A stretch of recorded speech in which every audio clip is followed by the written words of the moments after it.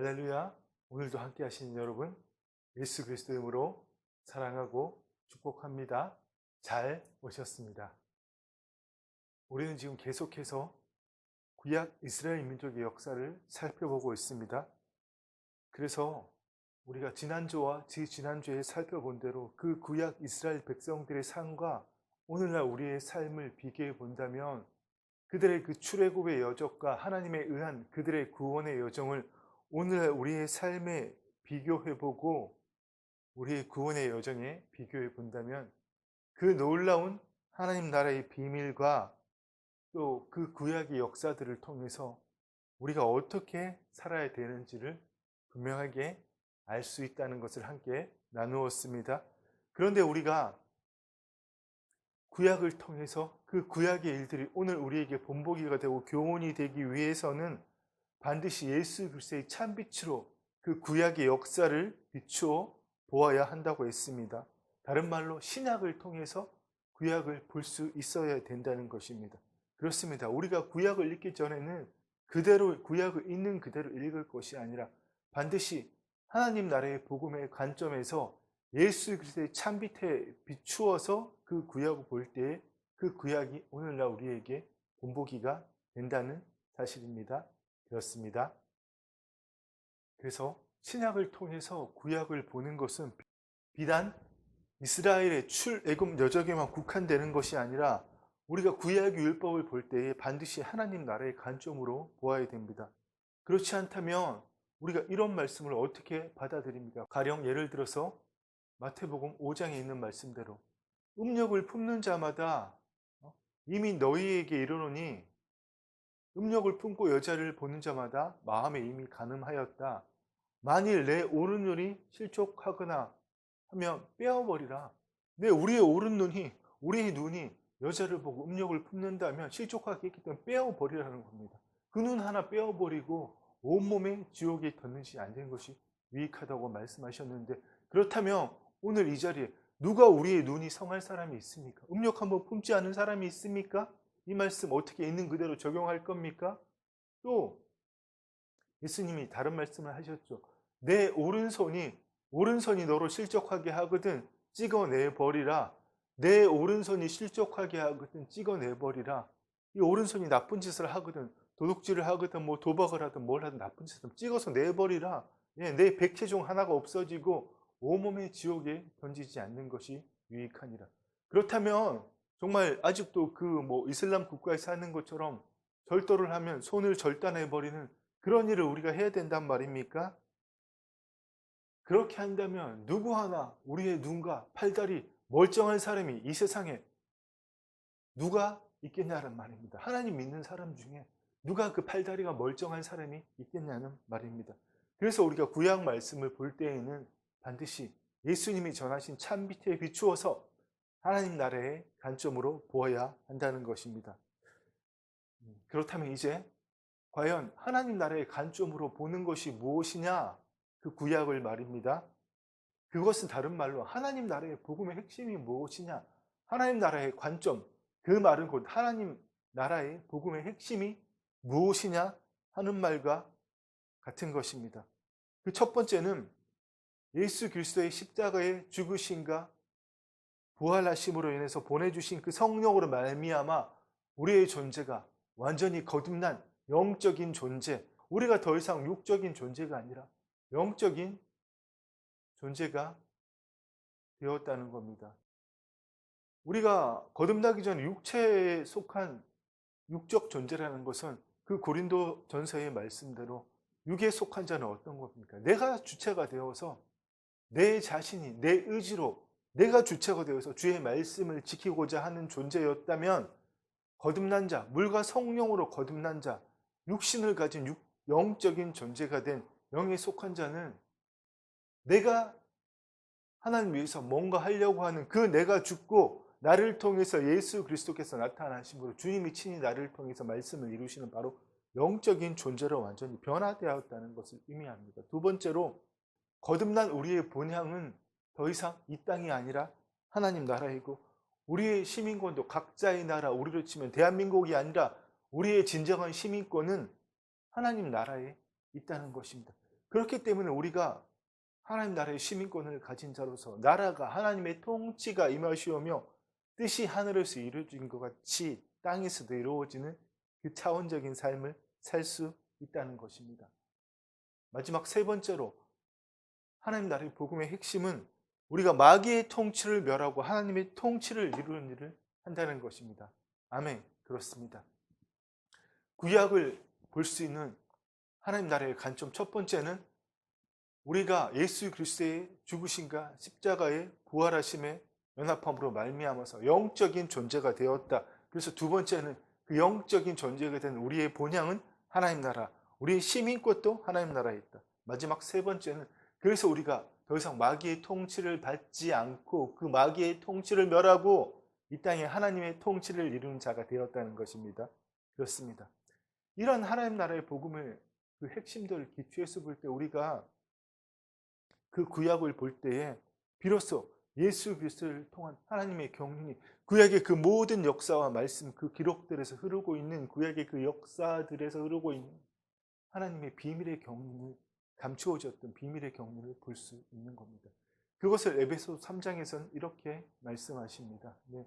영원부터 만물을 창조하신 하나님 속에 감추어졌던 비밀의 경륜이 어떠한 것을 드러나게 하려 하심이라. 아멘. 그렇습니다.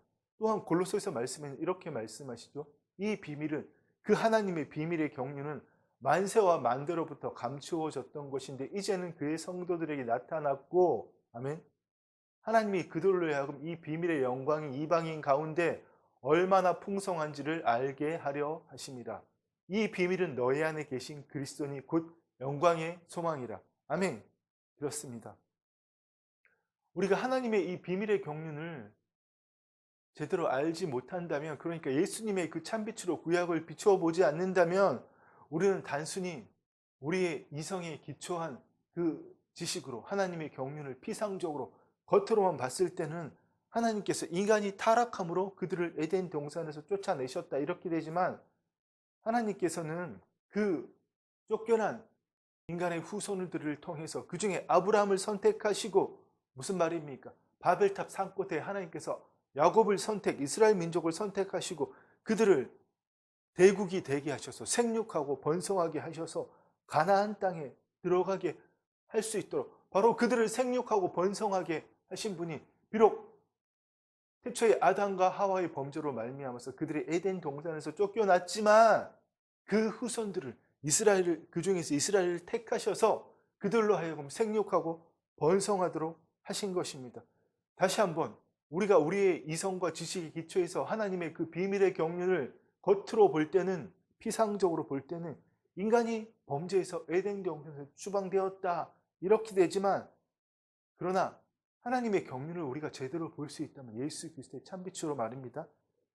태초에 본래 하나님께서 인간에게 생육하고 번성하라고 말씀하셨듯이 야곱을 택하셔서 이스라엘 택하셔서 그 아브라함 후손들이 애굽 땅으로 내려갔고, 비록 애굽 왕 바로의 통치, 애굽의 통치를 받았지만 거기서 생육하고 번성하여서 큰 민족을 이루게 되고, 또 아브라함의 약속하신 대로 그 후손을 통하여 모든 민족이 복을 받게 될 것이라고 약속하신 것처럼 그의 후손이 애굽 땅 거기서 생육하고 번성하여 가나안 땅으로 가게 된 것이라는 겁니다.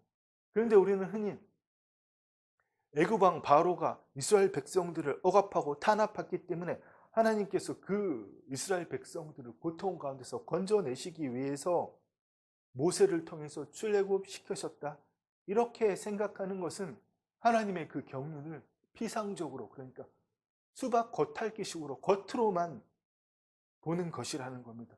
진정한 하나님의 경륜은 아브라함이 약속하신 대로 하나님의 그 창조 목적의 회복과 확장과 완성을 위해서 이스라엘 민족을 출애굽시키신 것입니다. 그렇습니다.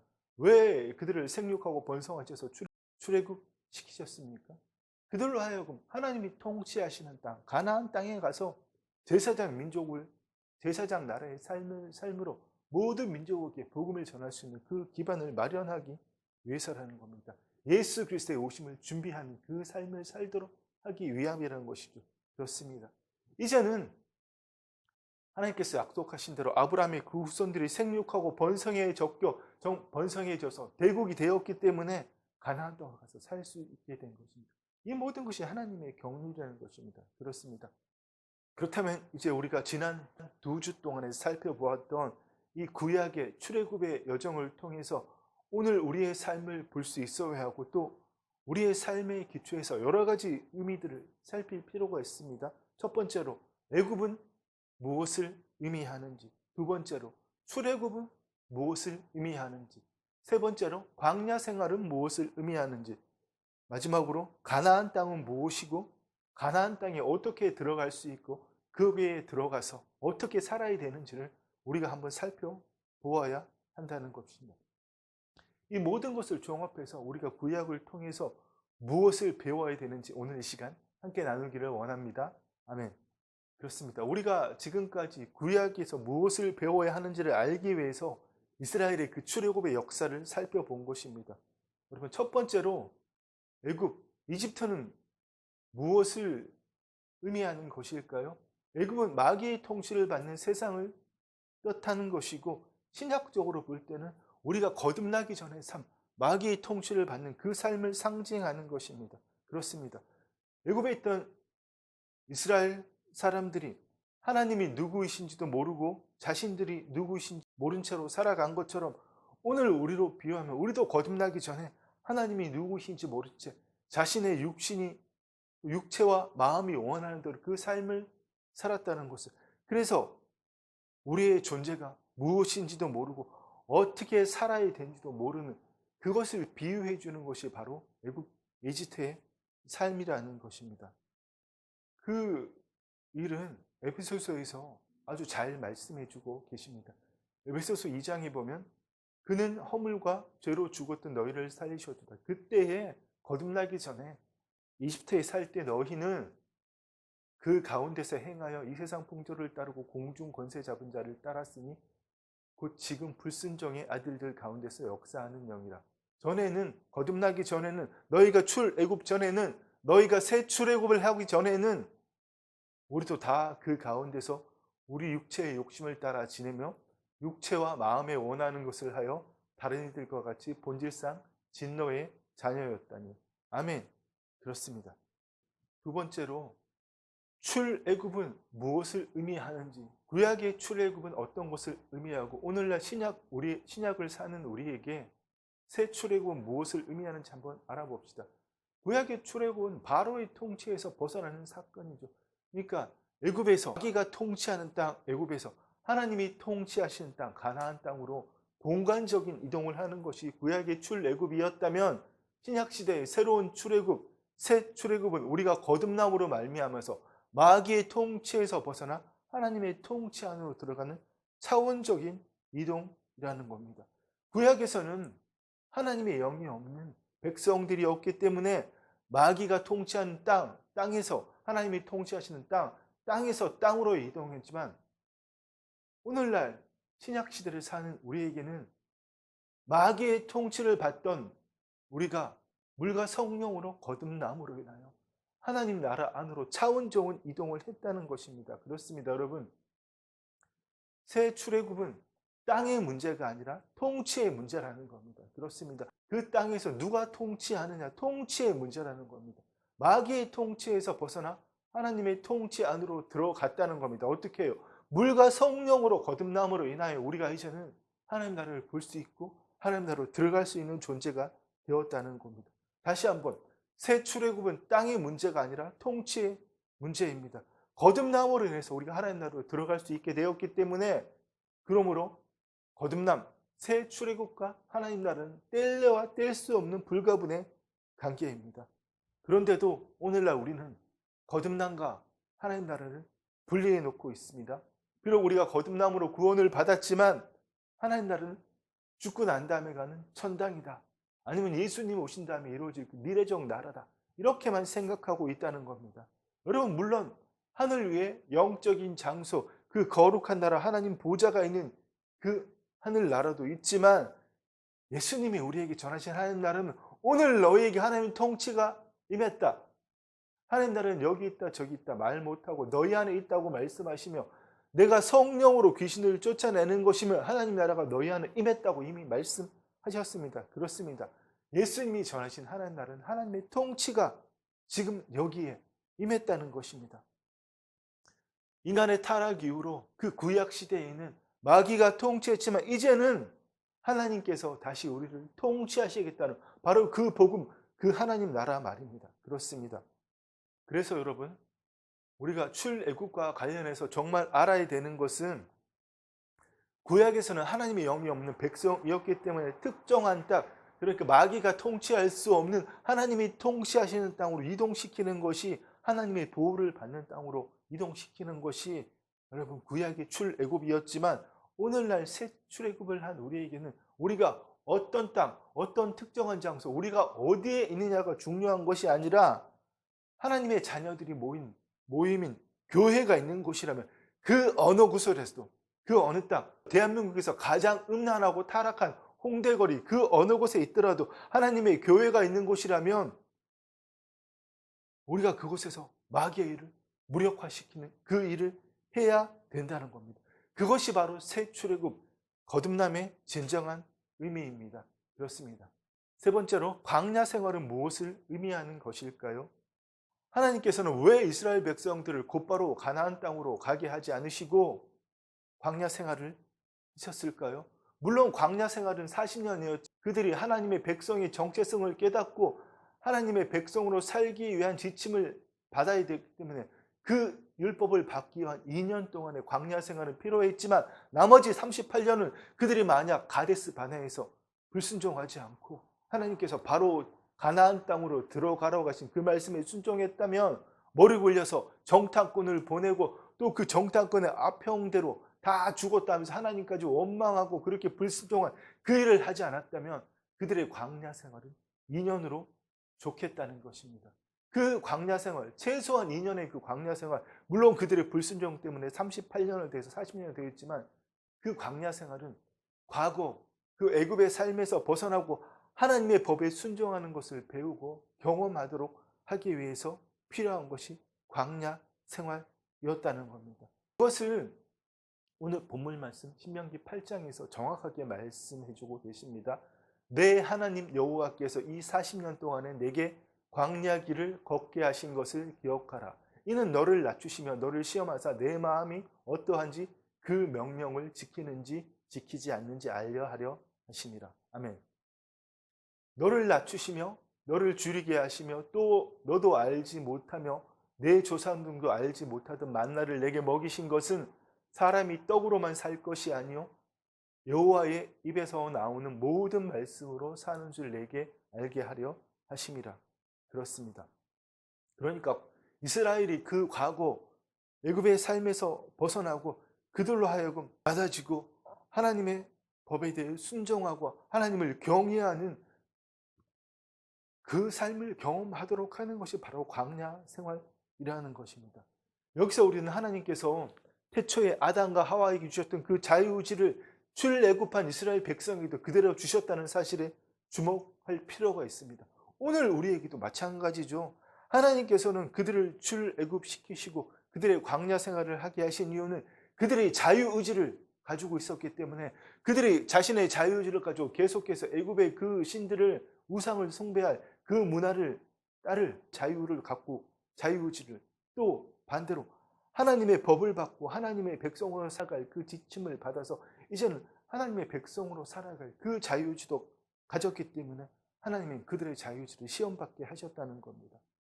다른 말로 하나님께서는 강제가 아니라 출애굽한 이스라엘 백성 그들의 자유의지로 하나님께 순종하고 하나님의 법을 지키기를 원하셨다는 겁니다.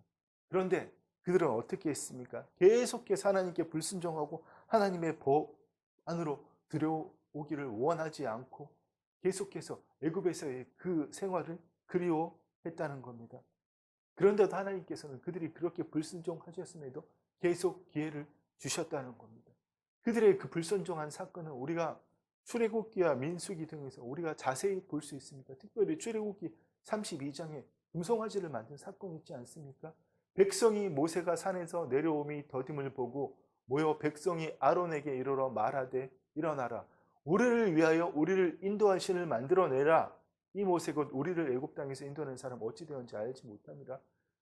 모세가 율법을 받으러 가서 더디 내려오니까 백성들이 조바심이 나서 아론을 부추겨서 금송아지를 만들고, 그렇게 해서 그 금송아지에게 번제를 드리고 거기서 백성들이 뛰어올 때 하나님께서 진노하셔서 그들을 다 진멸하겠다고 말씀하셨지만 모세가 중보했죠. 하나님 그렇게 하지 마시옵소서. 그렇게 한다면 애굽 사람들이 이 여호와가 이 하나님이라는 신이 자기 백성을 다 죽이려고 이끌어냈다고 하지 않겠습니까? 주님 긍휼을 베푸시라고 모세가 중보할 하나님 그들을 모세의 기도를 들으시고 그들을 진멸하지 않으셨다는 겁니다. 또 우리가 잘 아는 사건이 있죠. 그 불뱀 사건 있지 않습니까? 우리가 잘 아는 백성이 호르산에서 출발하여 홍해 길을 따라 에돔 땅을 우회하여 나갔다가 길로 말미암아 백성들의 마음이 상하니라. 백성이 하나님과 모세를 향하여 원망하여 또 원망하지 않습니까? 그들의 주특기 어찌하여 우리를 애굽에서 인도하여 광야에서 죽게 하는가?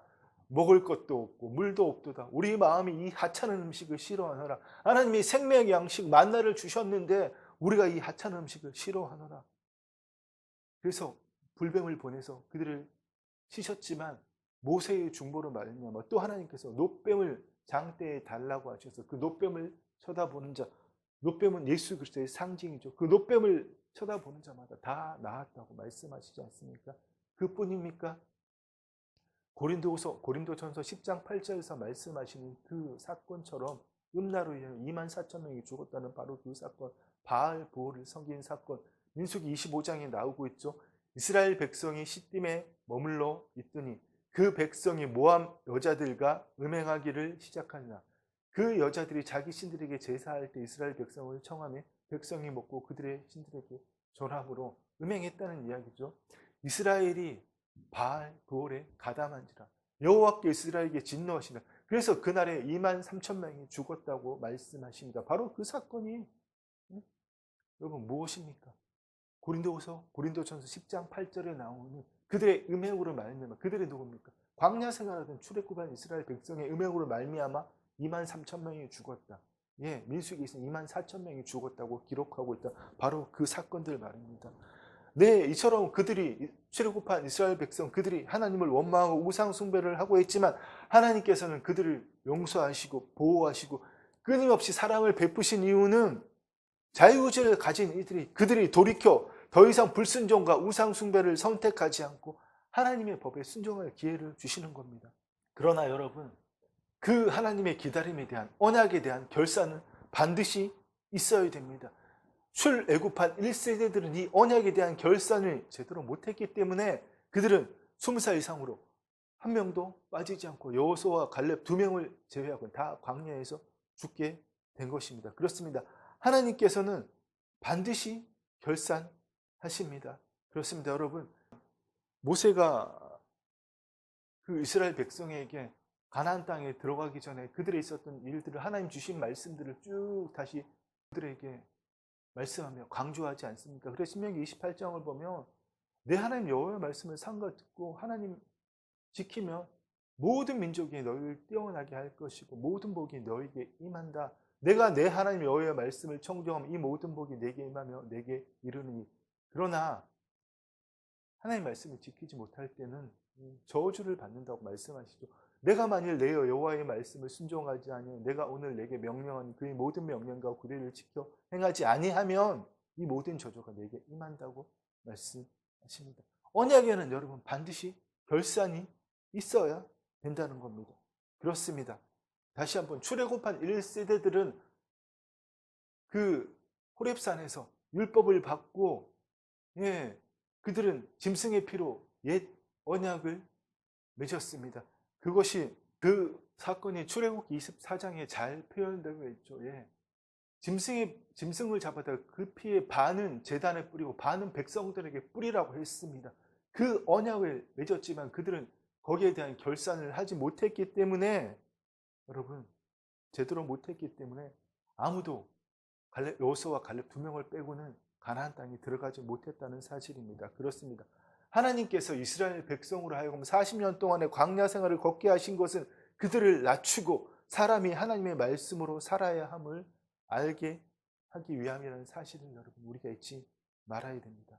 그렇다면 여러분 오늘날 이 신약 시대를 살아가는 우리에게 그 구약의 광야 생활을 비교한다면 오늘날 우리의 광야 생활은 무엇이라고 할 수 있을까요?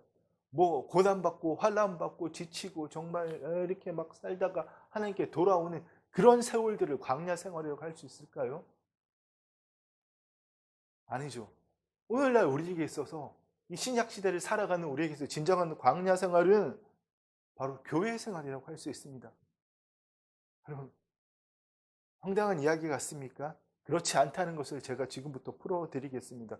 우리가 예수 그리스도의 죽으심과 부활하심에 연합하여 새로운 피조물로 거듭났다는 것은 단지 우리가 교회를 다닌다, 열심히 신앙생활한다, 우리가 구원받고 제사함 받았기 때문에 그에 대한 하나님에 대한 보답으로 우리가 뭔가 하나님께 은혜를 받았기 때문에 하나님께 갚아야 되기 때문에 우리가 열심히 신앙생활한다 이렇게 되겠지만 사실 정말 성경적인 의미, 중요한 의미는 마귀의 통치를, 세상신의 통치를 받던 우리가 하나님의 통치를 받게 되었다. 그것입니다. 그래서 본래 교회의 의미는 뭡니까? 여러분, 에클레시아, 밖으로 불러냈다. 그러니까 밖으로 불러내서 구별했다. 거듭난 자 한 사람 한 사람의 모임, 그 공동체가 바로 에클레시아, 교회라는 겁니다. 그런데 오늘은 우리는 그 교회의 본질에서 벗어나서 교회에 열심히 다닌다. 신앙생활 열심히 한다. 이것이 여러분 교회의 본질이라고 생각하지 않습니까? 그러나 교회의 본질은 거듭난 자 한 사람 한 사람의 모임이 바로 교회의 본질이라는 것입니다. 그래서 교회는 하나님 나라의 전초 기지로서 항공모함과 같은 역할을 해야 됩니다. 각 개인이 전투기로서 각자의 일터삼터에서 마귀의 통치를 무력화하는 그 일을 하기 위해서 마치 항공모함의 전투기가 연료와 그 각종 무기들을 장착하고 다시 출격하는 것처럼 교회에서 성령 축복받고 말씀으로 충만받아서 우리 각자 일터삼터에서 하나님의 영광을 나타내는 그 일을 할 수 있도록 하는 것이 바로 뭡니까? 교회인데 그 교회가 본질을 잊어버리고 방주와 같은 일을 우리끼리 잘 모여서 할렐루야 아멘 하면서 우리끼리 모여서 신앙생활하자. 여러분 이렇게 하고 있다면 그것은 바로 교회의 본질을 잃어버린 광야 생활과 같은 것이랍니다. 여러분 생각해 봅시다. 거듭난 우리는 예수 그리스도를 믿고 의롭다함을 받았지만 법적으로만 우리가 완전하게 거듭난 존재입니다. 현실적으로는 우리의 몸과 혼은 그대로 아무것도 바뀐 것이 없습니다. 우리의 몸과 우리의 의식은 여전히 세상신의 영향을 받고 바뀐 것이 아무것도 없지 않습니까? 그래서 우리가 속한 나라를 하나님 현재적 하나님 나라라고 말씀하시는 것이죠. 그렇습니다. 그런데 우리가 진정한 거듭남의 의미를 깨닫지 못하고 이 머리로 이성으로 깨달은 그 하나님에 대한 생각을 가지고 내가 거듭난 것을 믿습니다. 내가 하나님을 믿습니다. 내가 하나님의 자녀인 것을 믿습니다. 이렇게 고백은 하지만 정작 그 삶은 하나님 자녀의 삶을 못 살아내는 것이 우리의 현실 아니냐는 겁니다. 그래서 교회에서 각종 액티비티, 신앙생활은 정말 열심히 최선을 다해서 하지만 정작 그 일터와 삼터에서는 하나님을 믿지 않는 자와 아무런 차이가 없다는 것이 바로 그 이야기입니다. 그렇습니다, 여러분. 우리가 비록 거듭났다고 할지라도 우리가 하나님의 영의 통치함을 경험하지 못한다면 하나님의 영께서 내 모든 것을, 내 생각도, 내 감정도, 내 의지도 통치하는 것을 경험하지 못한다면 여전히 내가 내 삶의 주인이 되어서 자기 의로, 내 의지로 열심히 하나님을 믿고자 한다면 여러분 그런 삶을 산다는 것은 여전히 그 주체가 거듭나기 전에 나라는 것입니다. 이러한 삶에서 사도 바울은 로마서 10장에서 이렇게 말씀하시죠. 내가 증언하노니 그들이 하나님께 열심히 있으나 올바른 지식을 따른 것이 아니니라. 하나님의 의를 모르고 자기 일을 세우려고 힘써 하나님의 의에 복종하지 아니하였느니라. 사도 바울이 말하는 그들, 곧 이스라엘이 하나님에 대한 열심이 없었던 것도 아닙니다. 그들이 하나님을 사랑하지 않은 것도 아니지만 그러나 그들은 진정한 자신들의 정체성을 모르기 때문에 계속해서 내가 주인 된 삶을 살고 있다는 그 말씀을 하고 있다는 겁니다. 그렇습니다. 결론적으로 여러분 구약에서의 그 이스라엘 백성들이 광야 생활이 하나님의 영이 없는 아브라함의 후손 그 이스라엘 백성들이 마귀가 통치하는 땅에서 하나님이 통치하시는 땅으로 들어가서 하나님을 순종하고 경외하는 것을 배우는 시간이었다면, 오늘날 새 언약 시대를 사는 물과 성령으로 거듭난 자들이 모여있는 이 교회 생활을 하는 것은, 오늘 우리에게 광야 생활이라는 것은 마귀의 통치에서 벗어나 하나님의 통치 안으로 들어감으로 완전히 새롭게 재창조된 육체를 가진 영적인 존재가 된 예수 그리스도로 말미암아 하나님의 의로움과 거룩함과 구원이 나타나는 그 존재를 체험하는 것이 바로 교회 생활, 광야 생활이라는 것입니다. 그렇습니다, 여러분. 말씀의 결론을 맺겠습니다. 구약의 이스라엘 백성들이 광야 생활을 통해서 하나님께서 그들을 낮추시고 하나님을 경외하고 하나님의 법에 순종하는 법을 배우는 그 시간이었다면, 오늘 우리는 내가 주체가 되어서 열심히 신앙생활하고 하나님을 위해서 뭔가 하고 하나님을 열심히 믿는 것이 아니라, 그 내가 죽고 그리스도께서 나타나시는 그 삶을, 내가 죽는 만큼 그리스도께서 더 나타나시는, 내가 십자가에 못 박히는 만큼 그리스도의 향기가 더 나타나는 그 삶을 체험해야 한다는 겁니다. 그래서 여러분, 우리는 날마다 예수 그리스도의 그 죽으심의 연합함으로 주님께서 나를 통해서 나타나시는 그 삶을 교회 안에서 배워나가야 합니다. 그래서 그 삶이 1터에 3터에 나타나는, 내가 죽고 주님의 향기가 나타나는 그리스도의 아우라, 영혼의 아우라가 나타나는 그 삶을 교회에서 훈련해야 된다는 겁니다. 세상 사람과 믿지 않는 자들과 부딪히면서 그 훈련을 하는 것이 아니라, 바로 믿음의 공동체 안에서 성령으로서 하나 되는, 성령 안에서 하나 되는 것을 배우고 내가 죽고 그리스도가 나타내는, 그것이 동조돼서 엄청난 영향력이, 정말 놀라운 능력이 나타나는 그 삶을 교회에서 훈련하고 세상으로 나가서 1터 3터에서 그 삶을 살고 보여줘야 한다는 것입니다. 여러분, 그것이 바로 진정한 광야 생활, 교회 생활의 의미 아니겠습니까? 그렇습니다. 그래서 고린도 후서 10장에서 이렇게 말씀하시는 겁니다. 우리 살아있는 자가, 거듭났지만 여전히 이 육체가 펄펄 살아있는 자가 항상 예수를 위하여 죽음에 넘겨지면 예수의 생명이 또 우리 죽을 육체에 나타나게 함이라. 아멘. 그렇습니다.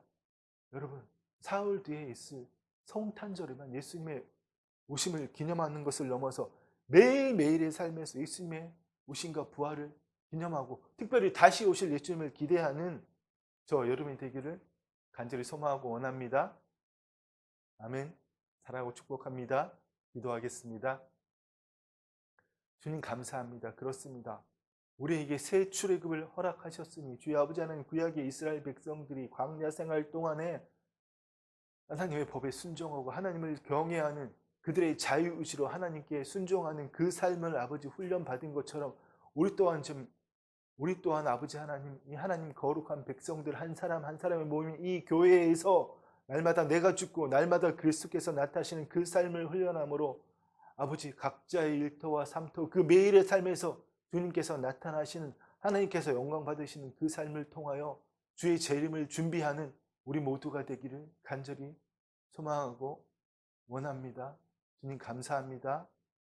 2000년 전에 이 땅에 오신 예수님만을 기념하고 기억하는 것이 아니라 다시 오실 예수님을 기대하는 우리 모두가 되기를 소망하며 예수님의 이름으로 기도드립니다. 아멘. 이제는 주 예수 그리스도의 은혜와 우리 아버지 하나님의 사랑과 성령 하나님의 감동 감화 교통하심이, 날마다 내가 죽고 그리스도께서 나타나시는 그 삶을 갈망하는, 진정한 교회 생활을 갈망하는 사랑하는 주의 자녀들 위해 이제부터 영원토록 함께 있을지어다. 아멘.